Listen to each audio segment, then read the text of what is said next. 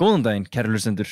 Þorlákur Mortens, eða Tolli Mortens, eins og hann betur þekktur, var að labba hérna út úr stórkostlegu spjalli. Ég búinn að vera með númerið hans Tolla í höndunum síðastliðna eina árið og ég veit ekki af hverju. Ég ekki búinn að láta verða að því að hringja í hann fyrr. Ég mjög þakklátur Tolla fyrir að komingað og hvað hann tók vel í hugmyndina. Ég einhvern veginn hringdi í hann voða lítill í mér og byrjaði að útskýra hvað podcast væri og reyna að sannfæra hann að gefa þessu séns, koma og kíkja á mig og spjalla í smástund. Og hann tók bara svo vel í þetta og síðan algjör öðlingur þegar maður hittir hann, þannig að já, aftur bara takk Tolli fyrir að koma hingað. Mér langar að hefja þáttinn sem fyrst því að eins og þið heyrið undir lok þáttar þá rennum við út á tíma og ég fæ að dæla á hann einu stóru spurningaflóði þarna undir lokin. En þegar þættir með lokið þá heldum við aðeins áfram að spjalla og ég ákvað að slökkva ekki á mikrofónunum og það sem kom þar fram fannst mér mikilvægt að væri inn í þættinum, þannig að ég fékk góðfúslegt leyfi frá Tolla til að birta það sem við ræddum eftir að viðtalinu lauk. Þvílíkur maður sem þetta Tolli Mortens, nýjasti gestur podcastins og nýjasti uppáhalds listmálarinn minn. Þátturinn í boði Krónunnar. Í öllum krónuverslunum finnurðu korter í 4 kælin þar sem þú getur raðað saman hollri og góðri máltíð úr 3 flokkum eða 3 byggingareiningum. Próteini, meðlæti og sósu. Þetta svo þægileg uppsetning að þið trúið ekki fyrir þið pröfið. Jafnvel þó ykkur vanti bara meðlæti, þá getið þið stokkið í korter í 4 kælin og gripið sweet chili sætkartöflumús eða kjúklingabauna salat, svo eitthvað sinni. Þú setur í rauninni spilarkassan á stað og para saman aðalréttin þinn út frá þessum 3 flokkum. Allt í borðinu meinholt til viðbótar við að vera fljótlegt og gott á bragðið. Rapunzel gáfu mér kassa af alls konar Rapunzel vörum þegar samstarf okkar hér í podcastinu hófst og í þessum kassa voru svona 20-30 plötur af dökku súkkulaði og ég ætlaði ekki að trúa því, sérstaklega í ljósi þess hvað ég þoldi ekki dökkt súkkulaði sem barn. Hvað ég búinn með margar af þessum plötum, einn og óstuddur. Ég kom með þá venju að brjóta svona 2-3 til 4-5 bita af plötunni af þessu dökka súkkulaði og fá mér eftir kvöldmatinn og ég sé ekki fram á að ég sé fara að hætta því fyrir að byrðirnar klárast allavega. Svo sé ég til með framhaldið. Súkkulaðið sem og allar vörur frá Rapunzel eru lífrænar, en lífrænn matur sá sem fæst af náttúrulegum toga, án þess að notast við skordýraeyði, illgresiseyði, tilbúin áburð eða erfðabreytingar. Síðan verðið að smakka einhvers konar smyrju sem ég með frá þeim, nokkuð vissum að það var kókos og döðlusmjör. Pælið því, kókos og döðlusmjör. Þetta fyrir þau sem eru komin í harðar efni en bara hnetu og möndlusmjör. Þið verðið að kíkja á það. Rapunzel fæst í öllum helstu matvöruverslunum. Dominos halda þættinum sömuleiðis gangandi. Ég af þeirri kynslóð sem með símanúmer pizzastaðarins brennimert í hausnum á sér. 5812345 að sökum sjónvars og útvarpsauglýsinga á Pop TV og fleiri stöðum í æsku. Það ekki nema jákvætt, enda á þessi staður hjartastað hjá allri þjóðinni. Þau hjá Dominos voru að uppfæra brauðstangirnar sínar. Nú hafa brauðstangirnar fengið premium nafn viðbótina og eru nýbakaðar, dúnmjúkar með parmesan kryddolíu. Þú getur líka fengið Cajun premium brauðstangir. Cajun réttur framburður, ekki segja þessi vitlaust. Ég er búinn að horfa á mjög mörg YouTube-vídeó af matreiðslufólki að bera fram Cajun og það borið fram svona. Ekki leiðrétta mig. Þar að auki megavika á Dominos. Allar pítsur á matseðli á 1590 ef þú sækir. Ólífa 100% ítölsk hágæða matvörulína sem nýtur mikilla vinsælda fyrir ólífa ólífuolíurnar. Ekki skrítið því slík olía ein allra besta fita sem völ á fyrir mannslíkamann, ekki síst fyrir hjarta og æðakerfið. Olíurnar frá Ólífa eru stútfullar af andóksunarefnum sem hafa bólguhamlandi áhrif á líkamann og geta dregið úr líkum á krónískum sjúkdómum. Svo þetta einfaldlega gott á bragðið. Ísey Skyr frá MS mjólkursamsölunni næringar og próteinríkur valkostur fyrir þig, kæri hlustandi. Sérstaklega vinsælt meðal hinnar íslensku þjóðar enda til Ísey Skyr við allra hæfi. Hreint Ísey Skyr, kolvetnaskert Ísey Skyr, bragðbætt Ísey Skyr og Ísey án sem eru án viðbætt sykurs og sætuefna og einungis bragðbætt með ávöxtum. Svo eru bragðtegundirnar svo margar, eins og maður hefur fengið að kynnast í gegnum tíðina. Þetta ekki lengur bara bláberja og vanilu og jarðarberjaskyr eins og í gamla daga. Nú erum við með crème brûlée sem vinsælasta bragðtegundin á landinu og Ísey Skyr með dökku súkkulaði og vanilu. Svo sá ég einhverja takmarkaða útgáfu í kæli daginn. Ég veit ekki hvort ég á að vera að nefna þetta í þessu podcasti en það var heldur jarðarberja og hvítsúkkulaðibrauð. Hef ekki smakkað það en mun gera það. Vindum okkur í þáttinn. Tolli Mortens. Gjörðu svo.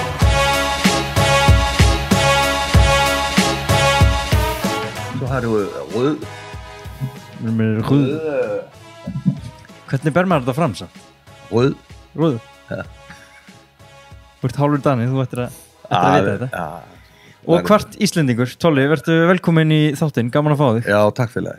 Hvernig er flæðið þessa dag? Flæðið er gott. Flæðið er alltaf, við getum ekki sagt, sko, ég upplifi flæðið misjafnlega, en flæðið er bara svona kosmist power. Sko, flæðið er þegar að, það er hægt að nálgast þetta flæðið á svo margan hátt, sko. Þegar að Buddha hann talar sko, the four noble truth, og svo talar hann the ultimate truth, og það er allt breytist. Og þá erum við að tala sko, upphæðið frá Big Bang og alveg hinga þar sem við sitjum. Það er þetta flæði. Það er þetta flæði þegar að, og þegar, þú veist, þegar okkar lífslaup, lífskarma, það býr líka til þetta flæði. Ok. Þú veist, það er allt sem við gerum hefur afleiðingar. Það er hluta af þessu flæði. Þannig að alveg hérna eins og þegar við sofum þá er gróðurinn að vaxa. Og þegar við sofum þá eru afleiðingar í lífi okkar líka að vinna. Þannig að þó að þú sért ekki aðhafast neitt, þá er hellingur í gangi sem hefur með þig að gera. Það er flæðið.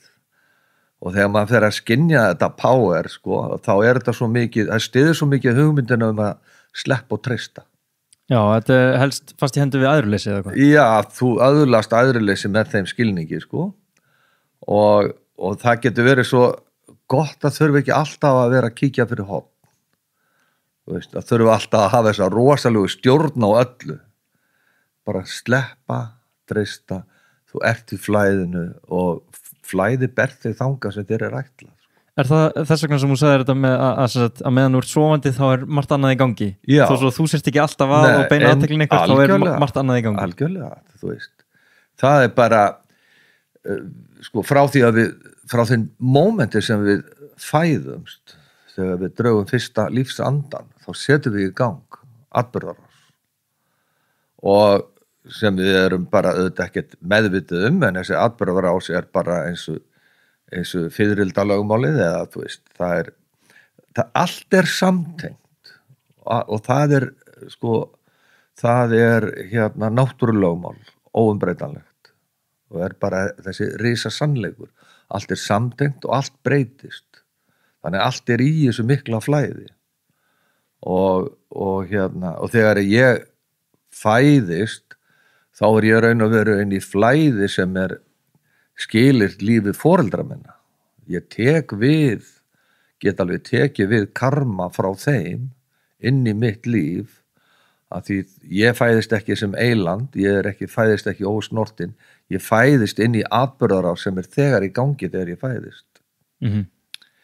Svo þegar maður fer að öðlast þennan skilning á því að auðvitað maður hefur ego og maður hefur einhvern sjálfskilning og sjálfsmynd, maður hefur að einhverja stefna, maður lifir til einhvers og maður vill hafa áhrif með viljastyrk á hvað er í gangi, eðlilega. En svo lærist manni það svona á langri ævi að þó að maður vilji fá ákjósanlegustu útkomuna úr lífinu, þá er það ekki endilega fengið með því að vera alltaf að reyna að hafa stjórn á öllu. Stundum er þetta bara einfaldlega að sleppa, treysta og þetta fer allt vel. Af hverju reynir maður alltaf að stjórna þessu? Hvað ekki manni kennt það? Jú, okkur er kennt það. Þú sérðu bara hvað mikið hluti að menningu okkar er snýst það að byggja upp ego, að byggja upp sko, þetta stóra ég, þetta að vera framúrskarandi ég og mikið af menningu okkar sko ýtir undir þessa sjálfhverfingu að lifa í ég orkunni í staðis að vera í við orkunni. Og ef við bara tökum svona róttækan vinkil á þetta, þá getum við bara tekið, þú veist, ráðandi hagkerfi heimsins, kapitalismin. Hann þetta leynt og ljóst, brýtur upp félagslegar einingar í sem smæstar einingar til að búa til neyslu einingar úr einstaklinum. Þannig að við séum ekki saman með eina tölvu, heldur hver og einn á sína tölvu. og að reyna að brjóta upp sem mest upp í sem flestar einingar og stýra þar hverri neyslu einingu með viðhorfsstýringu í gegnum sko miðla og svona menningarumhverfi til að hafa áhrif á það hvernig við hegðum okkur og hvað við gerum sko. En það okkar náttúrulega eðli að reyna síðan að stýra heiminum í þess átt, út af ekki þetta eitt félagskapur sem að stýra heiminum öllum, gervöllum í þess átt? Nei, en þess vegar sko þegar við förum að skoða hegðun okkar og tilveru að þá dálítið gott að skoða hvaðan við komum og hvernig við erum græjaðir og þá berst umræðan oft á tíðum að heilanum sko. Hvernig heila erum við með? Það auðvitað megagræjan sko. Fyrst kemur heili, svo kemur hugsun en hugsun forritar heila. Okay. Þú veist. Og þessi heili búin að vera í þróun í við getum alveg slegið fram 2 milljónir ára og þó að sko ættbálkurinn þú veist, með kannski einhverja 100.000 ára sögu eða hvað það en mestan tíma sem tegundin hefur verið að þróast þá hefur heilinn tekið að sér þetta hlutverk að verja okkur að varnarkerfi heilans sem við erum með það sem mest fyrirferða mikið í tilfinningakerfum heilans. Það geta hann til að flýja, geta hann til að berjast, geta hann til að vera hræddur, geta hann til að vera kvíðinn og svo framvegis og svo framvegis. Það ástand býr þetta til rosalega mikla sjálfhverfingu. Þú ert mjög upptekinn af sjálfu þér þegar þú ert hræddur. Það kemst ekkert annað að, skilurðu. Og með þessi og síðan erum við sem sagt, með varnarkerfi og svo erum við með hvatakerfið sem að við erum með alla þessa getu til að græja og gera, framkvæma og skipuleggja og svo framvegis og síðast en ekki síst erum við með sefunarkerfið þar sem að kærleikur, samkennd, velvild og allt þetta. En ef við erum með einstaklingin í kvíða og hann ónógur, hann ekki sáttur með sig, hann þarfnast einhvers og þá erturðu það í gegnum varnarkerfið. Þannig að þú getur útpælt markaðsfyrirtæki, getur haft áhrif á viðhorf okkar með að ýta undir óvissu, vanmáttarkennd og þú ert ekki nógur nema að þú verðir út þetta eða hitt. Og nú spilar inn á vegna þess að sko manneskja sem í góðu jafnvægi, hamingjusöm og sátt ekki góður bæjar sko, ekki góður viðskiptavinur. Þarna steinskis? Nei, come on, hangir ekkert úr spýtun, ég bara góður. þannig að þú veist, allar þessar vitneskjur mannin í dag liggja á lausu fyrir sko markaðsöfl og markaðsöfl ekki bara eitthvað slysaskot. Þeir eru ekkert endilega í einhverju flæði, menn pæla þetta alveg í drasl. Hvernig náum við markaðseiningunni undir okkar hatt? Hvernig stýrum við neyslu venjum viðhorf og hegðun einstaklinga til þess að þeir verði okkar kaupendur? En nú ert þú var þetta og talar þetta hérna og þekkir vel til og talar bara líffræðina á bakvið þetta og hvernig vera reyna að stjórna henni til þess að fá þið til þess að selja meira, en svo ert þú líka búið til málverk eða búið einhverja list til, einhver þarf að neyta hennar Sko ég auðvitað bara afsprengið þessara menningar líka sannarlega og þó að maður hafi sko sér læst á þetta það frelsa mig sjálfur sér ekkert frá því að vera fórnalamb eða handbendi eða vera hluta að þessu markaðsmengi þar sem að ég er ómeðvitað að kaupa mér einhverja peysu eða skó eða einhverja merkjavöru eða eitthvað sem ég kannski þarf ekki en finnst endilega ég þurfa að eiga sko. Ég alveg þar, skilur þið? Mér langaði bara að benda á þetta út af því að þegar maður að hlusta á eitthvað svona og hann talar og klær kapitalismans og allt svona og maður hugsa, já, ég verð að fara að slíta mig lausan frá þessu. Þá líka allt í lagi að sá sem að tala þetta segja, ég líka fórnarlamb hérna. Ég bara átta mig á þessu og ég ekki alveg laus við þetta sjálfur. Nei, og sko, stóra málið auðvitað þetta að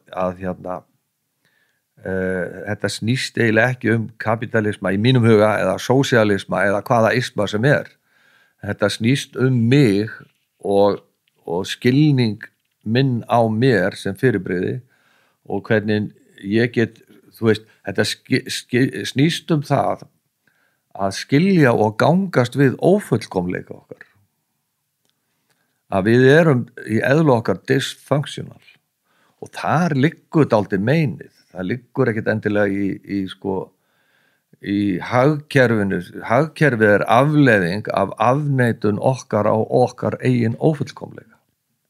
Það að segja að hagkerfi eins og kapitalismi drifið áfram af ófullkomleika okkar. Það að segja, það knúið áfram að þessum erfiðu tilfinningum sem ótti, græðgi, vald, fíkn og svo framvegis. Þetta allt mjög hefi og erfiða tilfinningar og það alltaf verið að stefna að gróða hvað sem það kostar og svo segja menn bara, ég meina þetta bara business, skilurðu? Og það svona eitthvað sem þýðir að þá má allt en skilningur okkar á heiminum í dag og skilningur þinnar kynslóðar á heiminum í dag að við erum efnislega í takmörkuðu rými. Við erum á geimskipinu jörð sem bara einhver X stærð og við erum X mörg og það ekki hægt að hegða sér inn í þessu rými á þess að gera sér grein fyrir afleiðingum og það ekki hægt að hegða sér inn í þessu rými á þess að taka tillit til allara og þess vegna ber alveg hreint eins og að þörfin fyrir gróða knúin áfram að græðgi sem getur alveg verið fíknitengt felur í sér sjálfseyðingar element. Þannig ef að hagkerfið breytir ekki gildum sínum þá hætt við að það leiði til sjálfseyðingar. Þegar við færum þetta yfir á einstaklingina því að 7 milljarður manna lítur ekkert öðru lögmál en þessi eini.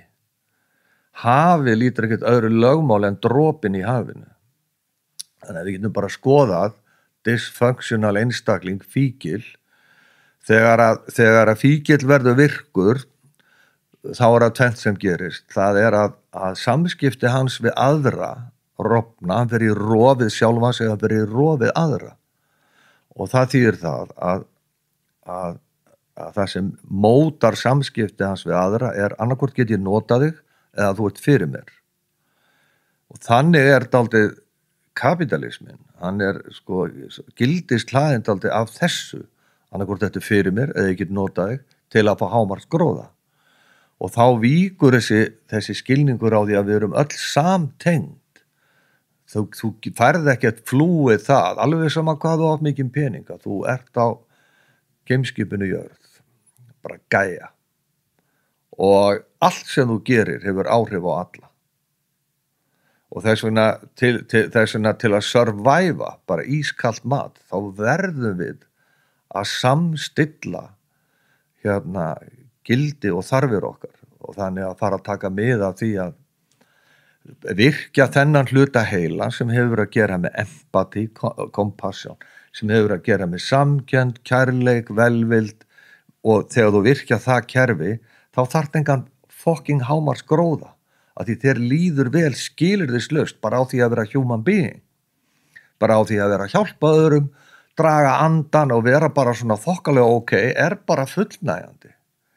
Þetta að þurfa að eitthvað og svo framvegis til að græja og gera og græða og svo framvegis það víkur fyrir uppskerun í því að vera með sterka sjálfsmynd, vera í andlegu jafnvægi, vera tilfinningalega fullnægður og svo framvegis. Það power Þannig ef við virkjum þær breytur og þau gildi og getum fært það inn í hagkerfið þá getur hagkerfið sem grundvallast á verslun og viðskiptum alveg gengið ef við setjum eins og hreint loft, súrefni, hamingju, velvild, að við getum sett þessa breytur á einhvern hátt inn í það hvernig þú mælir hagvöxt og hvernig þú mælir gengi hlutabréf á markaði, þá getum við virkjað í raun og veru þetta hagkerfi til þess að ýta undir svona compassionate þátt í manninum En hvað með bara eins og þegar ég heyri þig tala þessar hugmyndir að þú þarft ekkert og þú ert í rauninni nóg eins og þú ert og það er bara eðlilegt að vera hvað orðnóttar, ófullkomin eða dysfunctional? Já, við erum það basically, já. En þá hugsa ég inni mér, einmitt, þetta er rétt, en þegar ég er búin að fá íbúðina eða húsið sem ég þarf, þá er ég til í að taka þessa pælingu, eða þegar ég er búin að ná að gera þetta eða koma með mentunina eða þessi mánaður, þá er ég til í að það er bara common sense, þú veist, við þurfum það er ákvæmna grundvallar hluti sem við þurfum, sem er öryggi, við þurfum heimili, við þurfum öryggið og svo framvegis og við munum við munum vera svona neyslu dýr upp á ákveðnu marki, það er engin spurning, en við þurfum líka við þurfum að taka gildi inn í líf okkar sem verður hvatað að því hvaða metnað þú hefur, gildi sem hafa að gera með allt líf á plánetunni, sem hefur að gera með það að hafa velvild og hamingju annar í huga þegar þú ert að stefna því að hlúa sjálfu þér og það er bara nákvæmlega eins og vegan fólkið. Vegan er bara mjög pólitísk hreyfing, hún er ekki bara heilsudrifin, hún er líka drifin í þá átt að stöðva dýraníð og hjálpa plánetinu með því að víkja frá kjötneyslu sem er sannarlega, það er auðvitað búið að rannsaka það í drasl, það hefur gríðarlega áhrif á hlýnun jarðar og þú getur valið lífstíl sem að eins og ég er á risastórum amerískum bíl og til að bregðast við því þá keypti ég kolefnisjöfna bíla, fjölskylduna, ferðalög og annað aktivitet með því að kaupa styrkja votlendissjóðinn sem er mjög áhugavert verkefni þar sem þú getur gripið inn í kolefnisjöfnum bara hér og nú að virka strax það sem þeir gera. Er það betra ráð heldur en að bara sleppa bílnum til að byrja með? Nei, ég hugsa að það væri alveg klárlega betra að sleppa bílnum til að byrja með. Og þar kemur veikleiki manns inn? Já, það má alveg segja það. En hins vegar, þegar við erum að hugsa hlýnun jarðar og vinna með það, þá er ekkert sem heitir endilega Ísland eða hér, þetta er allt global. Þannig að kolefnisjöfnun sem að við stuðlum að hér hefur áhrif á allan hnöttinn, Já. Og sömuleiðis mengun hér. Já, alveg klárlega, og ég held að ég sé, þó að ég tali svona þá er ég leið svona með síðustu risaeðlánum á því að aka á bíl sem notar dísel sem eldsneyti Ja, þú ert á því? Já, þetta er búið Já, ég skil, já, þú ert sem sagt risaeðlan á díselbílnum Já, ég er það alltaf Ég er alltaf risaeðlan á díselbílnum og þessi tæki bara þú veist, menn er að leita lausna og það er þetta að maður heyri það svona í almennri pólitískri umræðu hvað heimurinn er að leiða út úr því að nota jarðefni sem eldsneyti. Einmitt. Þú ert náttúrulega þeirri kynslóð, þú ert alinn upp við homofóbíu og saltkjöt, sagður. Já, algjörlega. Svolítið önnur kynslóð en ég er. Við erum svona veiðimanna samfélag, ættbálka samfélag og ættbálka samfélögin eru rosalega, þú veist, eins og maður tekur arfleiðina í Austur-Evrópu sem kemur mjög mikið frá ættbálka samfélögum og harðræði hirðingja samfélaga sem réðu Mið-Asíu og alveg vestur í Evrópu árhundraða skeið Þar voru til dæmis þegar að Mongólar setja sér lög og þá er það að vera samkynhneigður dauðasök og þeir ráða þessi menning, hún ræður alveg frá 1200 og fram til 1700-1800 bara Mið-Asíu og Rússlandi alveg til 1600-1700 og svo framvegis og þetta er svo þetta er svo matsó kultúr karlmennskan í svo miklu fyrirrúmi og þá þessi karlmennska sem er sem hérna svona ofbeldisfull. Að mæli hvarð á kallmennsku í raun og veru þessi líkamlegi styrkur og aggressjón, sko. Bæði að vernda, ég þarf að vernda fjölskyldu mína og ættbálkinn og ég þarf að herja á óvini mína sem eru sem sagt ekki ég, heldur hinir. Og þar alið svo mikið á í þessari menningu svo mikið á við og hinir. Og við og hinir eru þetta bara hugafóstur.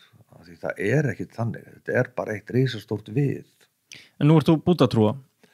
Nei, ég ekki búddatrúa, en ég iðka búddisma. Þú iðkar búddisma? Já, já. Var eitthvað betra í gangi í austrinu á þessum tíma? Það sem gerist í þessum heimi, gamla heimsins, eins og svo kallað það að segja í Asíu og við Miðjarðarhafið í 500 fyrir Krist að Guðs hugmyndin breytist á bara 300 árum á öllum þessum stöðum. Þannig að herguðin breytist í það að verða kærleiks symbol. Það að segja, komdu fram við náungar sem sjálfan þig, elskaðu náungar eins og sjálfan þig og Guð verður allt í einu fullur af kærleik. Og það fylgir borgarmenningunni sem orðin stabil í heiminum á þessum tíma og þetta herja á lendur annara til að ná sér í beitilönd og annað. Það bara víkur fyrir borgarmenningunni og fyrir akuryrkjunni.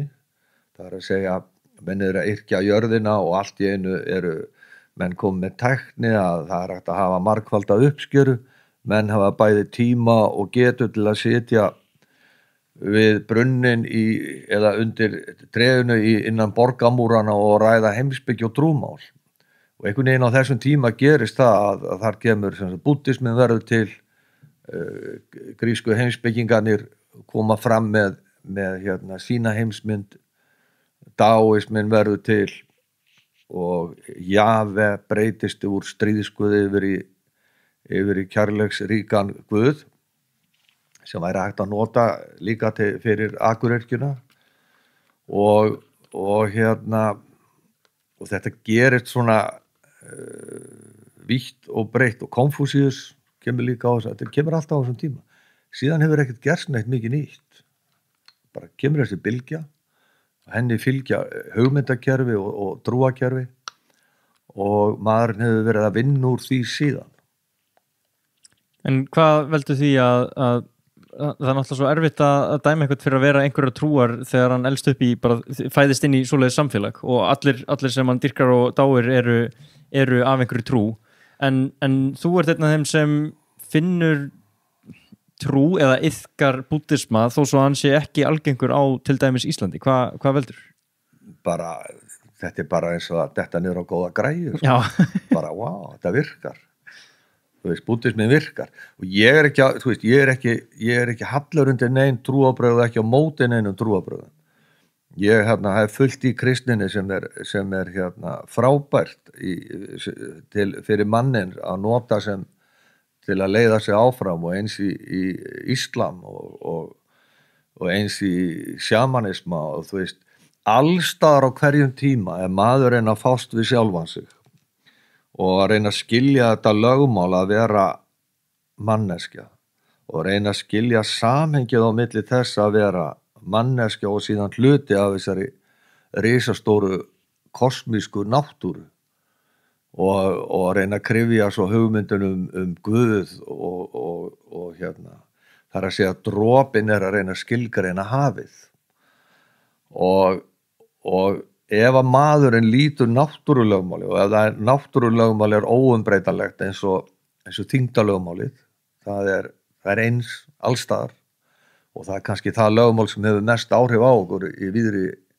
í víðáttunni það að segja himingeimurinn meir og minna balanseraður og knúin áfram út frá þyngdarlögmáli, út frá þeim krafti og þannig allt í náttúrunni samtengt einhverjum lögmálum og maðurinn fæðist þannig, við fæðumst sem hluta af þessum lögmálum og við fæðumst eins og ykkur sagði í Guðskerfunum, við fæðumst með Búdda eðli eins og Búdda segir og síðan tekur við hins vegar egóið og fæðing þess sem svona hluta tilveru okkar og svo hvernig það vex og dafnar í verund hvers og eins og þessi leit mannsins að svörum sjálfa sig ef þeir rata á lögmálið þá eru allir að fást við það sama þó að það birtist sko í misjafnri mynd, misjafnum lit, misjafnum formi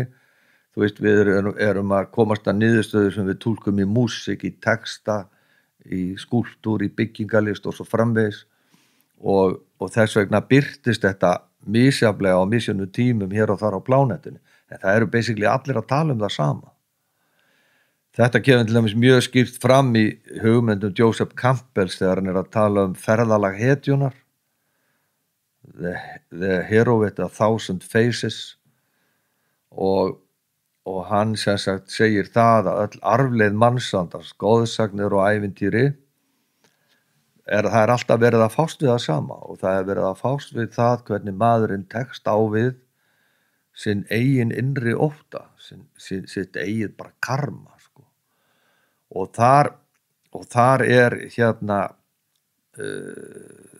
þetta ferðalag að þess vegna við getum verið að tala kapitalisma og sósíalisma og svo framvegis en þetta snýst allt það hvernig heldur á sjálfum þér og hvernig tekst þú á við það að vera þú og hvernig tekstu á við það að vera með tilfinninga og kerfi og heila sem gera tilveruna ansi erfiða oft og tíðum og þá erum við að tala það að það að vera manneskja við erum mjög berskjaldað náttúrulegt eintak fyrir umhverfinu við erum svona hárlausir vesalingar sko og ekki neina brynjur eða við erum ekkert græjaðir til að fæta við rándýrun og svo framvegis mjúkar neglur já, við erum frekar soft á því lélegt bit sko en við höfum heilan já. Og þar masteruðum við umhverfið og en leið erum við með þessa græju að þegar að við lendum í erfileikum og áföllum sem börn, sem úlingar eða í lífinu þá hefur heilin tilneyingu til þess að slá þessa reynslu út og segja að þetta er ekki að gerast og sökkva þessu niður í undirmeðvitundina og þar fær á ferðalagi okkar að dafna ýmsir skuggar við erum með skugga sjálf þarna niðri og það býr oft og tíðum til þennan heim sem verið að túlka í ævintýrum og góðsögnum skrímsli, galdra þetta ferðalag hetjunar bara eins og Star Wars og fleiri sem byggja svona handriti sín á hugmyndum Joseph Campbell Hero's Journey já, algjörlega og þá ert þú að reyna að vitni að allar þessar sögur eru sagan af þér sjálfum að takast á við áföll sem að þrýst niður í undirmeðvitundina og er ekki búið að díla við á einn eða annan hátt Geturðu skilgreint áföll fyrir mig? Hversu stór þurfa áföll að vera til þess að vera áföll? Það er auðvitað spurningin meira sko, hvernig tekst einstaklingurinn hverju sinna að takast á við því að við erum misjöfn og tökumst misjafnlega á við áföllin. En þarf áföll að vera að missa einhvern eða geta það mögulega verið bara einhver setning sem er sögð við þig? Það má segja að áfall til þess að áfall hafi þessar dramatísku afleiðingar þá er það áfall sem er ekki unnið úr. Ég skil, ok. Þú veist, ef þú getur, eins og ef barnið þitt verður fyrir áfalli og þú nærð að vinna úr því, láta það akta út, láta það ekki setjast og verða eftir, heldur verður þetta erfið reynsla sem þú kemst yfir og hún situr ekki eftir í þér. Ef að reynslan situr eftir í manni og maður fer að nota getur heila og huga til að afneita því að þetta hafi gerst eða ég finni til og svo framvegis þá erum við að búa til svona tilfinningalega samgróninga sem geta orðið hefi þegar framlýður og orðið þessi dreki sem þú þarft að fella einhvers staðar á lífsleiðinni ef þú lætur hann ekki tortímaður. Og verður drekinn sterkar og sterkari með tímanum? Hann verður það, hann hefur tilhneigingu til þess að verða sterkar og sterkari. Það kemur bara til af orkubúskap heilans, það er að segja heilin auðvitað bara orkusenter og heilin hann eða við skulum kannski frekar segja hugurinn, að hann eltir athygli okkar hverju sinni, og ef að athygli okkar í því, og þá erum við að tala ekki endilega athygli í dagvitund, heldur bara hvert fer energi hugans, ef að mikið af orkunni fer í því að bæla niður og halda frá, ofta fyllir í reynslu, þá að næra það að sama skapi. Það þýðir það að heilin segir þetta sem mikilvægt, og það þýðir það að skilaboð sem dagvitundin fær úr undirmeðvitundin eru oft skilyrtar þessari erfiðu reynslu, sem þýðir það að maður upplifir lífið alltaf á meir og meiri kvíðavænlegri hátt, og neikvæðar og erfiðar hugsanir og þankar fara að vera ríkjandi, og þá vefur þetta upp á sig. Það verður svona snjóbolta, og þetta getur leitt til líkamlegra sjúkdóma, það leiðir til félagslegar afleiðingar, tilfinningalegar afleiðingar, og þetta eitt af því sem að fræðin hafa alveg rannsakað, bara nánast í þaula. Það búið að rannsaka gríðarlega mikið afleiðingar og áföll í dag. Og skilgreiningin kannski svolítið áfallastreitu röskun, eða ekki? Jú, og svo leiðir það til áfallastreitu röskunar, sko. Og hvernig stoppum við þetta? Hvernig drepum við dregan og komum við fyrir að snjóboltinn halda áfram að rúlla? Sko, fyrsta skrefið, og þá veitna maður í búddismann sem góð verkfærataska. Búdda segir, þjáningin ekki vandamálið, heldur afneitunin. Það, ef þú afneitar einhverju, ég skal segja eina stutta sögu af þegar að Búdda að uppljómast undir Búddatrénu eftir langa sögu þar sem hann að leita lausninni við því að hverju maður þjáist, þá kemur þar að konungur undirheimana, Mara, sem auðvitað ansi voldur og powerful demon, sko. Og hann sér það að ef að Búdda nærð að uppljómast, að þá mun Mara tapa því poweri sem að hann hefur yfir mannkyninu. Þannig hún stendur mikil ógn af því að Búdda nái þessum árangri. Þannig að hann notar allt sitt fjölkyngi og power til að reyna að koma Búdda úr jafnvægi. Hann sendir á hann náttúruhamfarir, óvíga, heri, djöfla og dímona og fýstnir og hvað eina sem getur komið einni mannesku úr jafnvægi. Og það eina sem Búdda gerir þegar þetta hellist yfir hann að hann segir, ég sé þig. Hann lyftur upp hendur og segir, ég sé þig. Og leið og segir það, þá tapar þetta öllu poweri, öllu fjölkyngi og leysist bara upp eins og dalalæða í sólskinni, sko. Og þetta vísbendingin og skilaboðan til okkar í allri sjálfsvinnu. Þá fyrsta skrefið að gangast við sjálfum sér eins og maður Ekki ég ætla að gangast mér þegar ég kom með svarta beltið í þessu eða hinu, heldur bara hér og nú gengst ég við sjálfum mér og mæti mér með allir þeirri ást og kærleik sem ég hef. Það að segja að þú gengst við þér á þess að dæma þig. Og þá erum við komnir í þetta power sem núvitundin hefur, mindfulness meditation, sem að staðsetja þig í núvitund þegar þú ert að takast á við þennan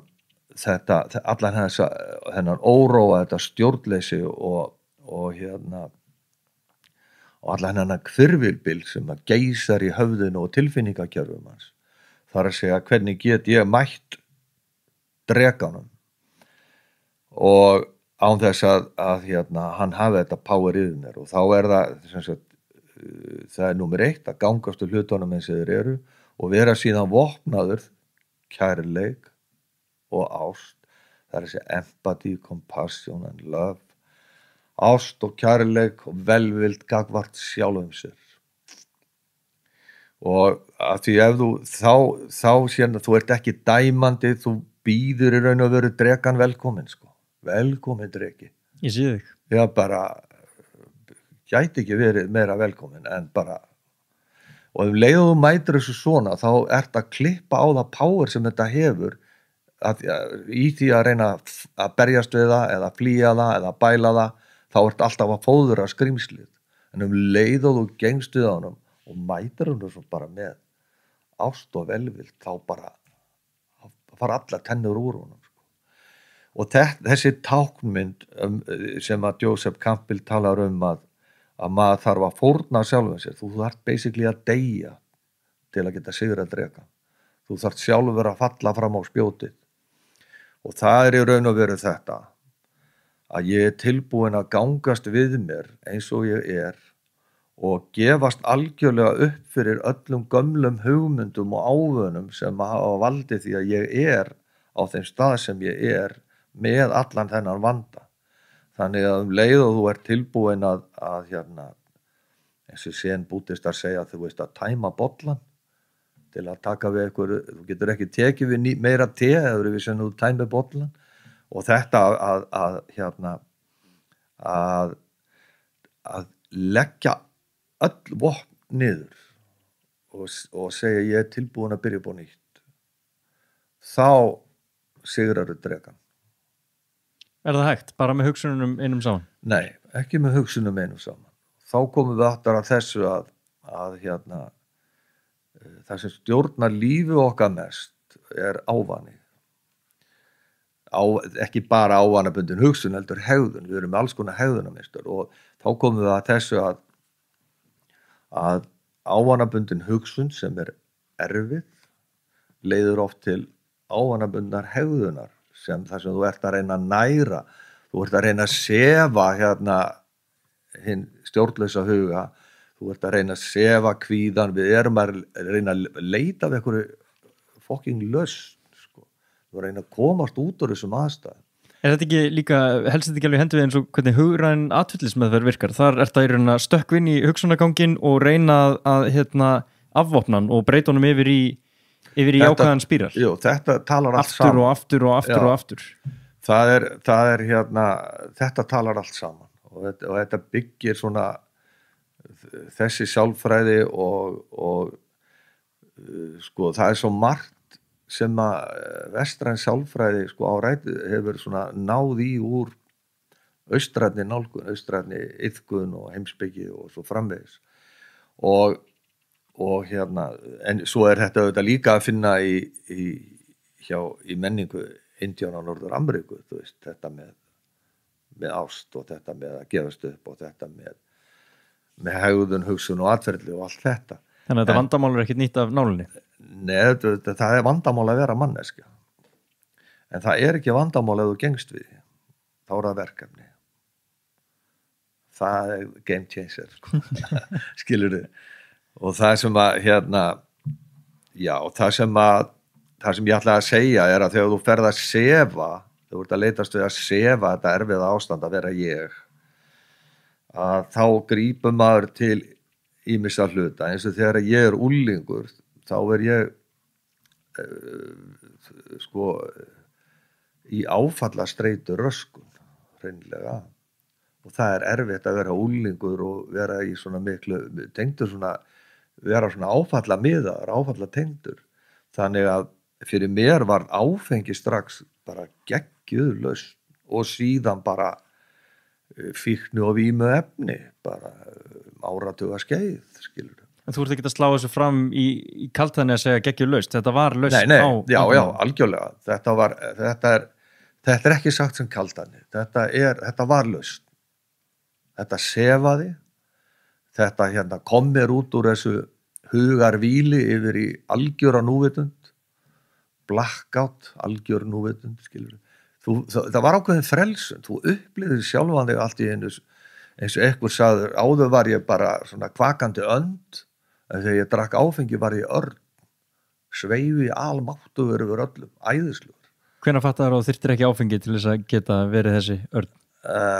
Það nú ekkert svo langt síðan, skilur.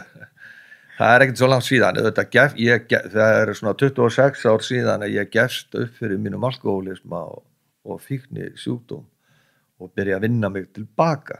Þetta 26 ár síðan, þú ert ég 67 ára. Já, það ekki 42 þegar ég hætti, sko. Og unglingsaldurinn þegar að þú byrjar? Já, ég bara 15 ára, þú veist, og ég að nota í 25 ára eða meira. Einmitt. en gætum að því að við þurfum ekkert endilega að fara í vímuefni eða svona hugbreytandi efni til að upplifa eitthvað hugbreytandi. Þú getur farið í mat, þú getur farið í power, þú farið í kynlíf, þú ferð í að kaupa eða hvað eina. Síman, hreyfingu. Já, það er alveg, þetta er allt, og þessna var ég að segja Vinna. sko, já, þú veist, bara hvernig get ég flúið frá þessu hugarástandi, þessu líðan sem ég ber innræð með mér. Og þessna segir maður að sú óreiða og það ástand leiði til hegðunar sem verður líka vanabundin. Þú veist, öll fíkn á það sameiginlegt að vera alltaf endurtekning. Það er alltaf vanabundi ferli. Þannig að til þess að breyta þessu, þá þarf það að taka upp nýja siði og nýja hegðun. Búa til nýja helgisiði, nýja venjur til að prógrammera heilan að nýrri útkomu. Og þá virkjarum leið sefuna kerfi heilans, það sem eru þessir kraftar, samkennd, kærleikur, ást og svo framvegis, sem að gefa okkur gríðarlega góð boðefni og hormón inn í kerfin okkar. Og þar er uppskera. Þetta er auðvitað mjög svona rá líffræði, sko, en leið er þetta spiritual, leið er þetta bara mjög andlegt ferðalag. Og þetta hefur, þú veist, fært mér alveg nýtt líf, nýja endurfæðingu, nýjan skilning og gert í raun og veru, sko, þess vegna er þetta goðsögnin lótusblómið speglast alltaf í hérna sögu hetjunar. Að það er að segja andstreymi lífsins og erfileikar og hlutir það sem þú skaðaðir sjálfan þig og aðra er dálítið drullan sem lótusblómið vex upp úr. Það er að segja lótusblómið verður til úr þjáningunni. Og þess vegna þetta að díla við ófullkomleika mannsins er ávísun á uppskjöru. Og þess vegna að gangast við ófullkomleika okkar er ávísun á það að þetta er ok, sko. Það er ok að vera human og vera svona ófullkomin ef við verðum að læsa á það og getum díla við það. Þess vegna er svo mikilvægt fyrir ungt fólk, fyrir skólakerfi, fyrir menningu okkar að draga þessa þekking og þessa reynslu inn í hérna félagskerfin okkar, inn í leikskólana, inn í uppeldið, inn í hérna, það sem við erum að vaxa úr grasi, að það sé, þessi hluti séu bara viðurkenndir, að þetta sé hluti af mannlegu eðli og síðan er okkur kennt að díla við það. Og það er þetta best að gera það með tilfinningalæsi og mér persónulega finnst að hugleiðsla ætti að vera, núvitundar hugleiðsla ætti að vera eitthvað sem þú læri bara eins og algebru eða lestur eða eitthvað, þú veist. Þessi er bara sjálfsagt að hafa þetta og þeir kennt hvernig þú getur notað það og hérna og ekki hafa þetta of hátíðlegt, skilur þetta er bara svona ísi, þetta er þarna og síðan fer það bara eftir sögu þinni og atvikum, hversu mikið þú notar það eða hvort þú notar það, en það er þarna og þú veist að því og hérna já, svona ég er nú búin að fara vítt og breytt og víðan völl og ég held að svona að maður getur alveg slengt því fram líka að vera ekki að taka þetta allt of hátíðlega. Allt þetta ferðalag ferðalag hetjunar, þú veist. Þetta lífið er ekki eins dramatist eins og við höfum tilnefningu til að finnast og akta í, sko. Þau fáum að setja einn með hugsunum okkar. Já, þetta er eins og þá tökum við flæðið aftur eins og við byrjuðum, sko. Láttu bara verði hvíldi í flæðinu. Þetta er einn skemmtilegu frasi sem að vinur minn slengdi einu sinni fram sem kemur úr bókinni bókin veginn eftir Lao Tse og það er alvaldið starfar án strids. Þú veist, að þegar maður hefur tilhneigingu til þess að þegar maður svona fer að æfa sig í því að láta bara flæðið taka þetta sem sagt með því að iðka hugleiðslu og með því að vera dálítið andlega tengdur þá ert að uppskera meiri hugar og meiri jafnvægi, meiri sjálfskilning og þú hvílir meiri sjálfu þér, þá ferðu allt í einu að fatta, þú hvílir líka í þessu flæði og þú ferð að fatta, þetta verður allt ok, hvernig sem það fer, þetta bara í lagi.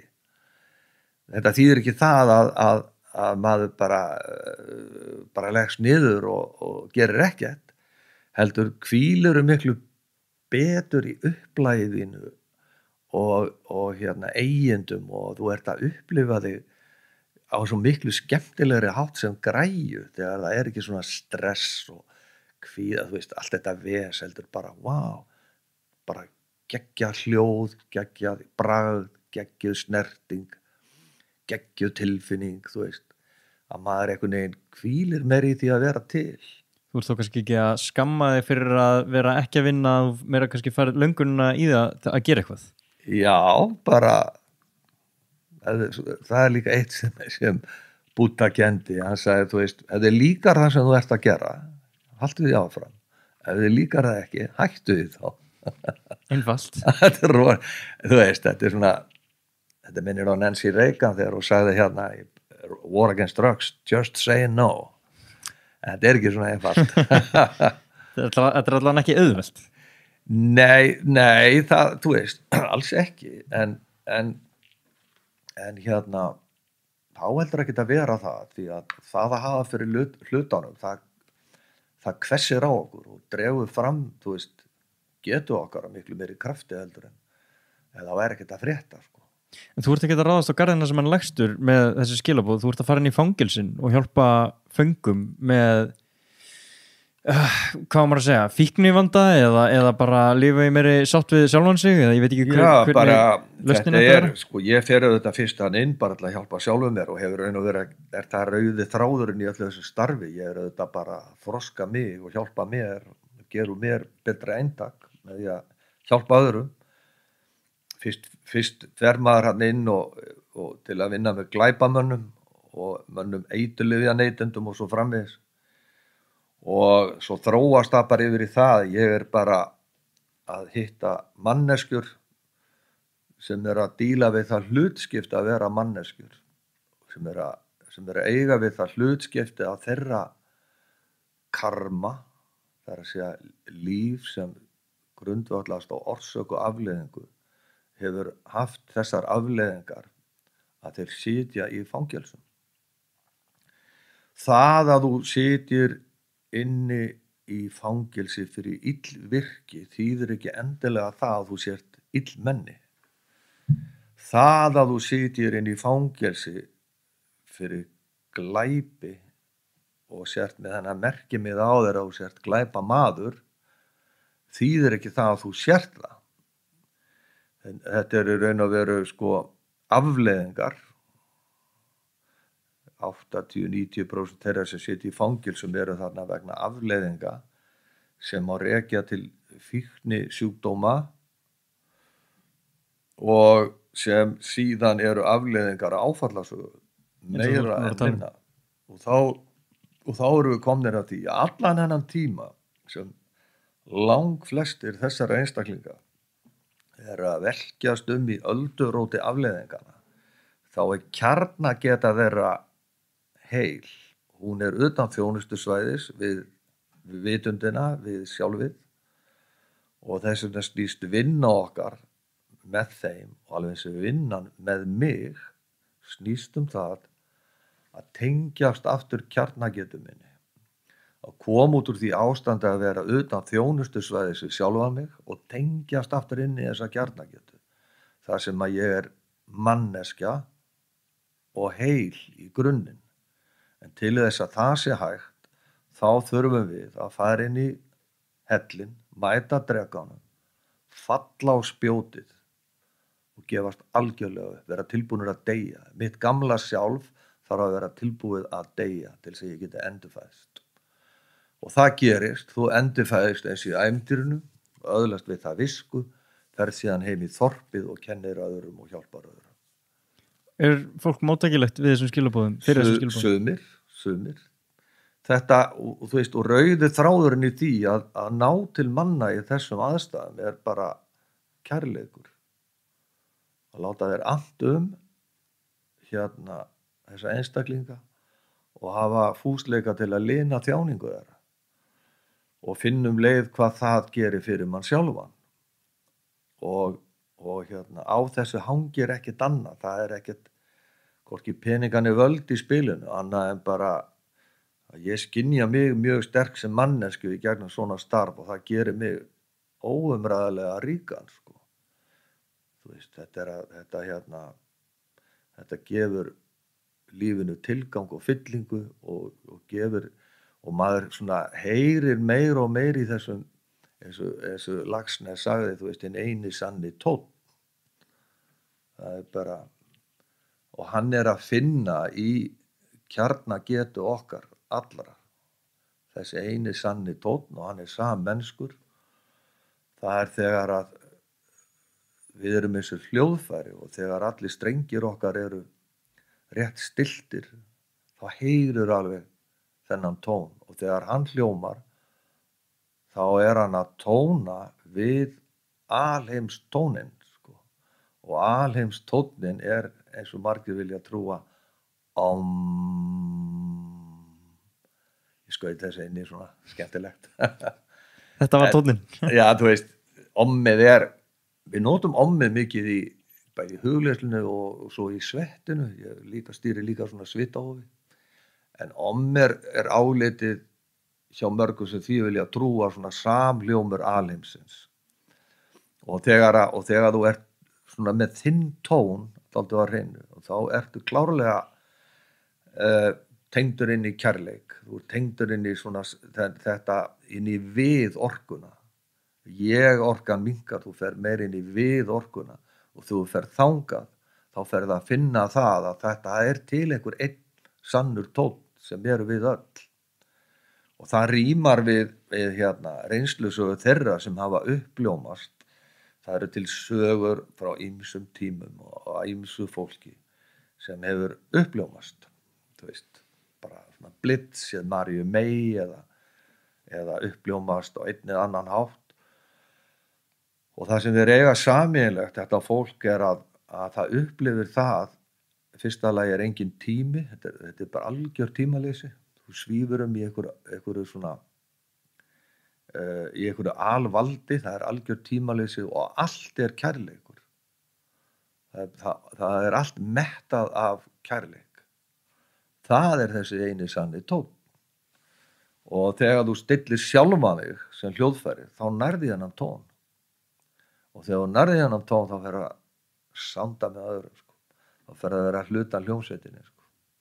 Nú þegar ég nefndi þessa fanga sem að þú ert að vinna með okay. Nú veit ég líka að bara stór nöfn úr viðskiptalífinu eru í bandi við þig og þú ert bara vel tengdur allstaðar á landinu og ég líka heyrt á að sért bara duglegur að heyri fólki og bara tengja þig sjálfur ég veit svo sem ekkert hvernig þú ert að vinna með því fólki en sérðu, mikill munur á þessu fólki að fara inn í fangelsin og reyna að hjálpa fólki sem bátt statt og bara mögulega einhverjum fyrirmyndum á öðrum vikstöðum í lífinu hvað sem í viðskiptalífinu sko, við skulum nú gæta því að sko, menn og viðskiptalífinu fara líka í fangelsi sko. Þannig að það engin í kaskó sko. og við erum alltaf að fást við eins ég hef sagt, þú veist, við erum alltaf að fást við sama lögmálið þú flýrð það ekkert sko, þú flýrð ekki ófullkomleika inn á bak við peninga og völd engan veginn og það ekkert þannig sem bjarga þér frá því að horfast í augu við sjálfan þig að takast ábyrgð á sjálfu þér og ég hef ekki séð það að peningar og völd séu sko að valda úrslitum hamingju manna en maður getur sagt, þú veist, neða, peningar ekki allt en ég get ekki neitað því að þeir hafa róandi áhrif þú veist, en hins vegar svona grínlaust að þá það auðvitað dramatísku munur á sko ástandi manna sem hafa verið frá því eru börn, verið vanræktir, misnotaðir og bara barðir og fara svo að berja frá sér meiða og misnota og endi í fangelsum, það auðvitað munur á því ástandi eða að vera að vinna kannski með einstakling sem hefur alltaf staðið sig, skara fram úr, verið fram úr skarandi, ná miklum árangri en burnout, þú veist, yfirkomin af stressi, ófullnægju, óhamingjusamur og þú veist, ekki að finna takt en ekki að finna þennan tón. Hans hljóðfæri líka vanstilt. En í báðum tilfellum að vinna við sko, mannlegt lögmál og í báðum tilfellum eru sömu aðferðir notaðar til að skilja þetta og nálgast það. Og þess vegna það sko, svo aðferðafræði sem maður lærir í búddismanum, hún bara sammennsk aðferð þar sem að þú vinnur með hvort sem það maður í fangilsi, hvort það sem maður sem hefur tekið líf annara mannesku eða hvort það sé maður sem hefur verið með ofgnótt í efnisheimi og finnur enga hamingju eða tilfinningu lengur í því. Við erum alltaf að vinna með sama lögmáli og nálgast þetta á sama hátt. Númer 1, gangast við því sem eins og það Númer 2, mæta því með velvild og kærleik. Númer 3, það að byrja nýja hegðun, byrja að iðka hluti, koma sér upp iðkunar kerfi og einn annan hátt sem hefur áhrif á það að forrita heilan upp á nýtt. Af því after all, þú veist, þá endar þetta allt annað inn í heilanum. Sko. En svo hitt annað mál, við erum auðvitað, sko, heilin svona central station, en þá hins vegar vitundin, allt liggjandi, allt flæðandi í miklu stærri kerfum og langt fyrir utan, sko, efnislega tilvistmanns. Ég trúi því að vitundin sé bara hluta af orkubúskap alheimsins. Og þess vegna hugsa maður oft til Gunnar Dals, einu sinni heimsótti hann og hann var ansi flottur sko og góður með sig og hafði alveg efni á því og sagði þú mátt spyrja mig að hverju sem og ég sagði svona, já, ég ætla bara að koma með stóru spurninguna. Hvað Guð, segi ég við hann og þá segir hann, alheimurinn ein vitund, krafturinn sem knýr það áfram með kærleikur og við erum hluta af því. Það var bara afgreitt. Bara, já, ok. Og oft hugsaði þetta með sko að vitundin þegar þú ferða og skrælir, þú veist, tilvist mannsins og þegar þú spyr hver ég og maður segir, ég þessi líkami? Nei, en þú hefur hann. Já. Ég veit þetta, það búið að taka nokkuð líffæri úr mér, ég hef ekkert minnkað, en líkaminn hefur aðeins rýrnað. Og þá það svo, en ég þessar hugsanir? Nei, en þú hefur þær. Ég þessar tilfinningar? Nei, en þú hefur þær. Og hvað ég þá? Þú ert vitnið að þessu öllu. Þú ert vitund. Andi sem veit. Vitund. En hefur stjórn á þessu? Þá það hver ég sem ætlar að hafa stjórn á hverju. Þá voru konur aftur þangað þess vegna þetta svo mikið atrið bara fyrir okkur dauðlega menn bara sem viljum bara lifa svona okkar hversdagslega lífi að ekki ætla ég að loka mig af frá öllu og vera svona að leita þessu svari ég svona að reyna að lifa lífi þar sem getur verið hamingjusamur og verið ábyrgur gafar mér og mínu fólki og þá finnst mér ágætt að hafa þetta bara frekar einfalt og þess vegna með þessa vitneskju og reynslu þá ég að reyna að læra þetta að sleppa og treysta. Vegna þess að ef þú ert ok í hér og nú, ef þú ert ok í hverdeginu, ef þú ert að vanda þig frá degi til dags og þjálfa með þér svona þessa viðhorfsstýringu að vera kærleiksríkur gaman sjálfur og öðrum, vera heiðalegur, rækta með þér þakklæti og svo framvegis. Ef þú æfir þetta, þá pikkar heilin þetta upp og fyrir að forgangsraða eins og þetta sé mikilvægt. Og þá fer þetta að vera þér eiginlegt. Það ert ekki að streða við þetta. Þetta bara svona eins og að drekka vatn og busta tennur og fá sér kaffi. Þetta verður þér eiginlegt. Og þá svo auðvelt að þetta sleppa og treysta. Og þú finnur mun á þér í þessu eftir að hafa iðkað þetta svona lengi? Já. Ég ekkert að selja neina Rainbow Ríksugur, sko. En þú veist, já, þetta klárlega, þú mönt uppskera sem þú sáir. Það fallegt. Hvernig ertu á tíma? Áttu nokkra mínútur lausar? Sko, samningsbundin tími frá 12 til 1 búinn. Já, var hann samningsbundin? Það var a gentleman agreement. Já. Ég þarf eiginlega að, sko, að því ég var búin að segja einhverjum öðrum að hitta mig 1:30. Þá gerur það. En það búið að vera gaman að sitja hana með þér. Og áhugið þinn og svona athygli mjög hvetjandi. Það svona, maður finnur svona fire í þér sem svona hvetjandi, sko, skemmtilegt. Það gaman að heyra. Ég er með svona 8.000 spurningar í viðbót sem verða bara að vera, ég fæði að dæla á þig seinna. Hvað þú meina?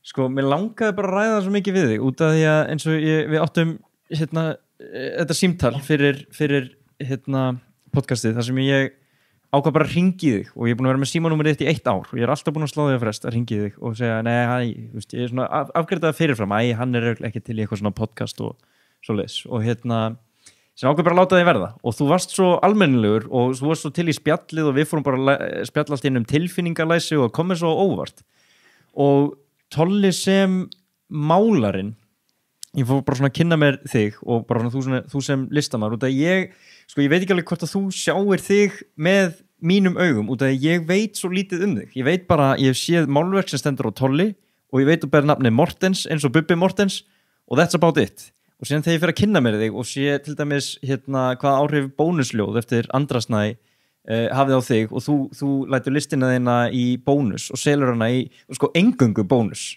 hún var exklusíft seld í bónus þú með þinn verðmiða á málverkunniðinum seldir bónus exklusív rétt af sölu á eftirprentunum á málverkunniðinum og síðan sá ég flutning hjá þér á Passíusálm 51 þar sem þú ert að spila á gítar og syngja með bróðinum og þú ert með þessa rosalegu söngrödd og mér langaði bara einhvern veginn svona aðeins að koma inn á listina bara hvernig þú komst inn á þetta ferðalag út af því og nú er ég búin að tvinna 8 til 12 spurningar saman þú varst að vinna á togara og höggva skó í Noregi og ákveðu síðan að láta vaða í listina getur þú bara að gefa mér einhverja smá sko mín saga þessi að hlut af uppruna getu minni að ég get tjáð mig í myndlist það svona náttúruleg gjöf meðfætt og það það sem ég að gera þegar að vinir mínir að spila fótbolta þá ég bara heima að tekna og mála og í skóla sem 1700-1800 krakkar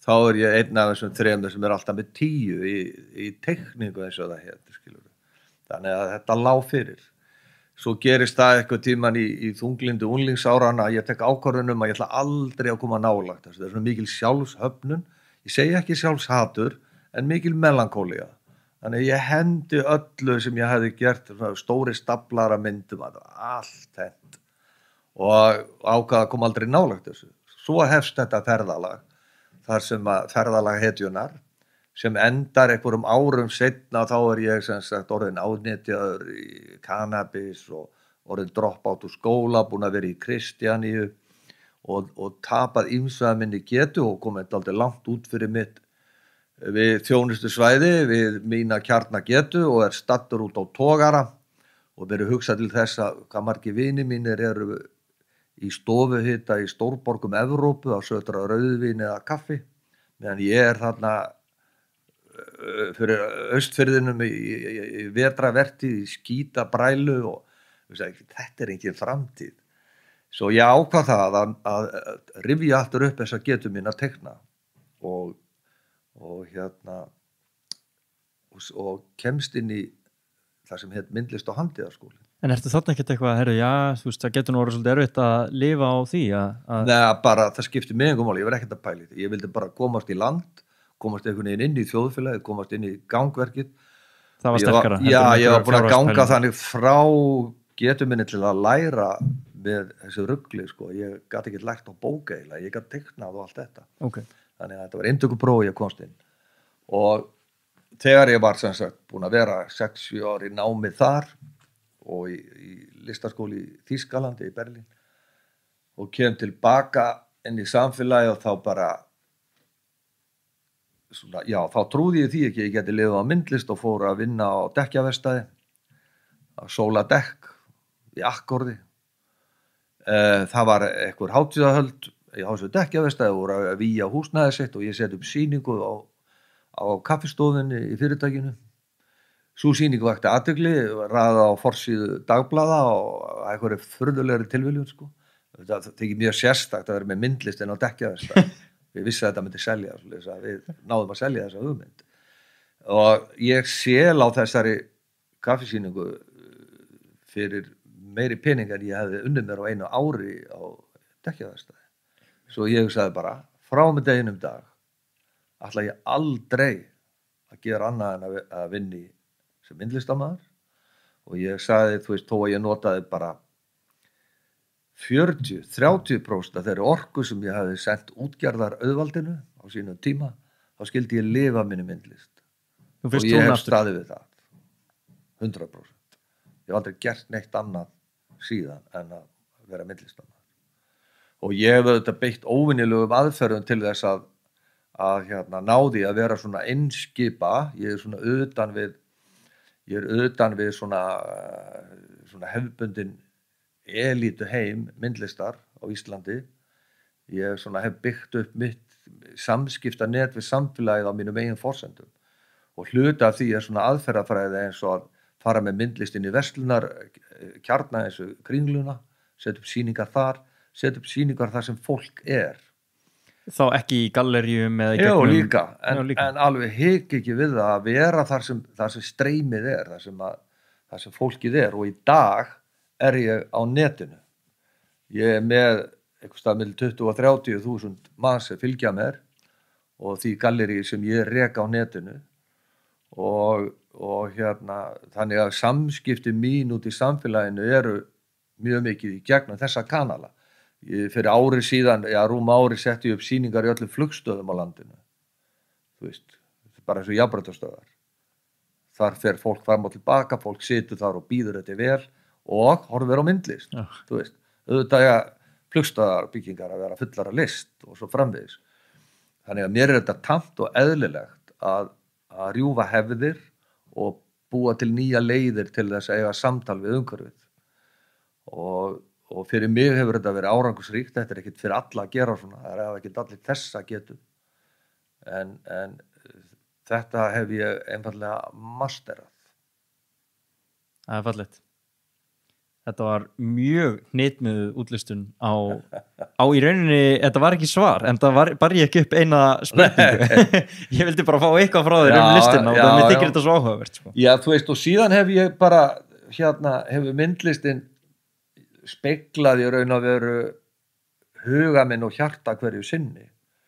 Og það er það sem ég sé þegar ég lítum öxla, þá sé ég raun og veru hvernig mér hefur liðið.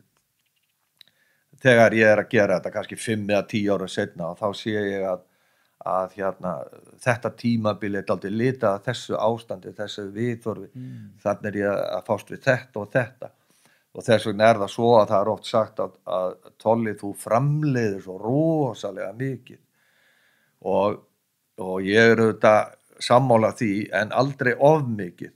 Ekki frekar en Picasso og það er eins í myndlistinni eins og í andlegu ferðalagi að ef þú mætir ekki Búdda í augnhæð þá er ekkert gagn á hana. Ef þú mætir ekki Jesú Kristi í augnhæð sem jafningjar þá er ekkert gagn í því sem hann er að segja þér. Það er að segja þegar maður hefur hennar skilning að þeir hafa eitthvað sem að ég hef líka. Ég þarf bara að læra það hvernig ég næði það. Þess vegna er það sama að þú getur kalla til Kjarval eða Picasso sem kollega þeirna. Hvað get ég lært af þeim? Og mætt þeim þar. Picasso eftir hann liggi yfir 90.000 ætting. Málaði hann mikið? Það held ég ekki. Þú veist, Kjarval 10-15.000. Málaði hann mikið? Það held ég ekki. Stefán frá Möðrudal. Ég man eftir því að ég fór með Rikka Hördal hérna á Vorkinskinni einu sinni upp á Korpúlstaði þar sem var alveg bunki af myndum eftir kallinn, hann Stefán. Og menn voru að segja, hvað er að gera við þetta? Fara með þetta á haugana. Við mókum þetta út í sendiferðarbíl. Í dag er ekki hægt að fá mynd eftir það. Þú ert aldrei að gera mikið. Þetta er allt í lagi. Þú ert að gera lítið. Tolli, þú veist, þú getur átt tolla mynd og þá spyrir maður hvaða tolla. Þegar ég fell frá og eftir standa eitthvað par þúsundir mynda, Wow. þá þetta myndheimur sem stendur undir sér sjálfbær innbyrðis. Það að segja, þú getur verið að kaupa og selja mismunandi tolla eftir því hver að safna hvaða þema. Þannig ég hef þessa getu að hafa þróað sem myndlistamaður í stað þess að vera fastur en á einhverju safe zone ring, skilurðu, þar sem þú ert inn í einhverju svona öryggisbletti, þar sem þér hefur verið vel tekið og gengið vel og ferð ekkert út fyrir hann. Ég hef yfirgefið þessi svið aftur og aftur þar sem hefur gengið vel til þess að halda áfram að gera eitthvað annað. Þannig að minn ferill fullur af kaflaskiptum sviðum þar sem að alls konar tollar í gangi. Svo ég mun halda því áfram. Djöfuskraftur í þér maður. Ánægður með þig. Tolli, takk hérlega fyrir að taka svona vel í að kominga. Takk fyrir að vera svona almennilegur í síman þegar ég hringdi þig og bara gangið þér sem allra best. Takk félagi, gangið þér vel. Takk. Þetta ekki búið strax því að við áttum örstuðspjall eftir að viðtalinu lauk þar sem að mikrofónunir héldu áfram að rúlla. Ég bæti því hér við með góðfúslegu leyfi Tolla í vonum að þið skinnið hvað krafturinn og eldmóðurinn í þessum gæja ótrúlegur. Hafið það í huga, hann að verða 70 ára gamall og hér að tala að taka kickbox tíma á mótnana. Talandi kraft, þetta alveg bara eldmóður. Já, það er kjarni málsins í þessu öllu. Þú þarft að vera í fire og halda honum við og það gerir ég til dæmis með því að ég að fá mig til dæmis tattoo alveg niður og ég með stórt tattoo öllu bakinu. Núna? Já, bara núna. Ég er búin að tattoo á bakinu ekki fyrir margt löngu. Ég að setja tattoo niður sem unnu úr tíbeskum fórnanhíf eða svona galdranhífur til að pinna niður djöfla. Sem sko þú heldur á svona? Nei, hann er teiknaður hér niður. Já, en þú heldur á hnífnum og blaðið. Já, svo hnífurinn táknmynd af því þegar öll þín innri kerfi og innsæði springa út. Og þú hefur getað til að takast á við hvaða djöfla sem og pinna á niður. Þú veist, svo æfi ég Muay Thai. Ég fæði til mín þjálfara, strákur sem 29 ára gamall, úr VBC. Hrikalega góður, ég bara með aðstofa vinnustofunni og þar æfi ég bara gaggjart til þess að mæta aldrinum og mæta þessu verkefni að verða gamall og geta mætt í svona, in fire og með self-respect og hafa þessa getu, að eldast eins og stríðsmaður, Gaf mig.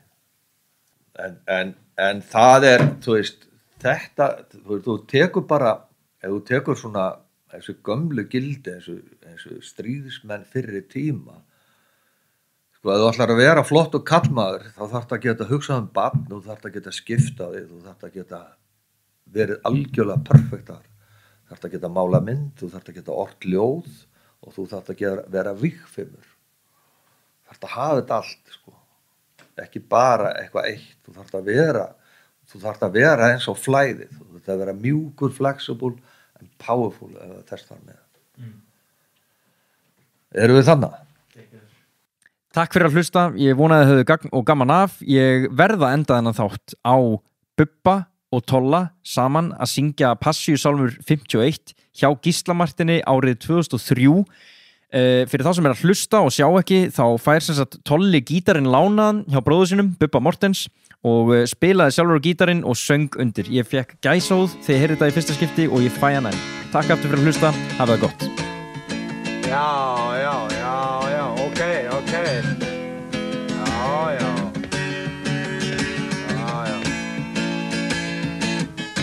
Já. Á Valhúsar hæðin verið að krossfesta mann og fólkið tekur sér far með strætisvagninum til þess að horfa á hann. Já. Og stúlkan með sægrænu augun segir við mig skildi manninum ekki leiðast að láta krossfesta sig skildi manninum